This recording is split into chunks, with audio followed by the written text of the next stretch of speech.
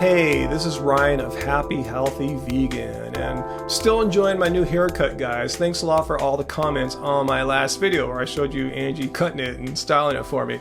Anyway, let's get down to business for today. We're going to talk about BMI, body mass index. We'll talk a little bit about mine, and then we'll talk about vegan BMIs in general.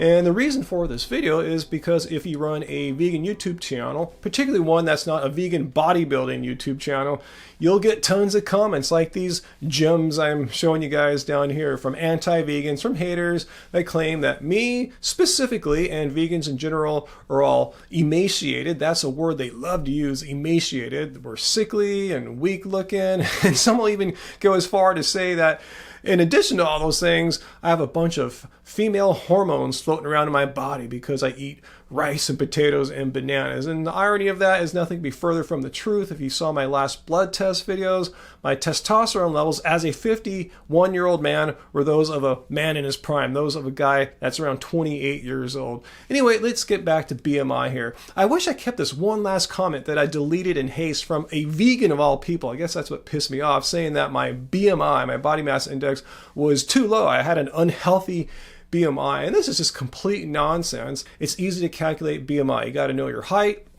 I've told you that before. I'm 6'4.5" without any shoes on, and my weight. I just weighed myself today on my old scale here, and trust me, it's accurate. It's the same weight that I get at the doctor's office and at the gym. It says 195 pounds, but I have some clothes on, so let's just round it down to 193 pounds. So you can enter your weight and height into any of the many online BMI calculators, and you see I have a normal BMI, they say, 23.2. And let's just put that into perspective. Here is the range of BMIs from underweight to extremely obese, and you see I have a healthy BMI, which is 18.5 to 24.9. So in the 23s, I'm on the upper end of healthy, far from being underweight, as some of these online trolls are saying. BMIs between 25 and 30 are overweight, and above 30 means obesity. So my BMI of 23.2 as a vegan is not that out of the ordinary for vegans. In fact, it's downright boringly average. If you look at the Adventist Health Study 2 here, the graph on the left, you'll see the BMI, the average BMI for vegans studied was 23.6, essentially mine. Furthermore, you should notice that vegans were the only group amongst everything from vegetarians to meat eaters of the Seventh-day Adventists that were not either overweight or obese. So once you move away from the Seventh-day Adventists and start comparing vegan body mass indexes with the general American population, the differences become very, very stark. Approximately 3 out of 4 American men are overweight or obese, and approximately 2 out of 3 women are overweight or obese. So what this data clearly shows, and which I also think explains why vegans and others with BMIs like ours in the healthy range get picked on for being emaciated, is that now it is normal, meaning the vast majority of people, over 50%, are either overweight or obese. So what I think is going on with all these anti-vegans and haters saying that vegans and others with healthy BMIs of 23 are sick and weak and emaciated, what's going on is that people with BMIs, healthy BMIs, are now in the minority. That's the fact of reality now. People with healthy body mass indexes are not normal. It's normal now to be overweight or obese. So that's why I think a lot of us are getting picked on from these people. I also think they're anti-vegan haters. I mean, emaciated, really.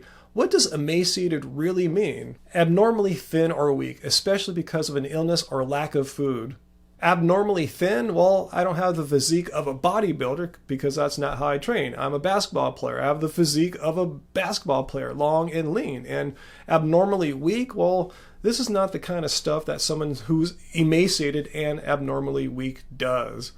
And if these anti-vegans want to see some great examples of some very non-emaciated looking vegans, check out Badass Vegan here with his friends Domsey Thompson and Tori Washington and our buddy here, Brian Turner. Emaciated my ass.